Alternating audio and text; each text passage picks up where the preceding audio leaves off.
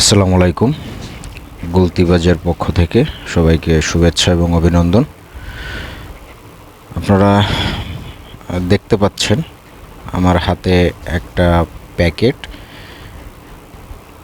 বিগত দিনে আপনারা বেশ খেয়াল করতেছেন যে বেশ কিছু প্রোডাক্ট আমি আনবক্স করতেছি এবং সেগুলোর রিভিউ আমি দিতে পারতেছি না। জাস্ট আনবক্স ভিডিওগুলোই আপনাদের সামনে উপস্থাপন করতেছি।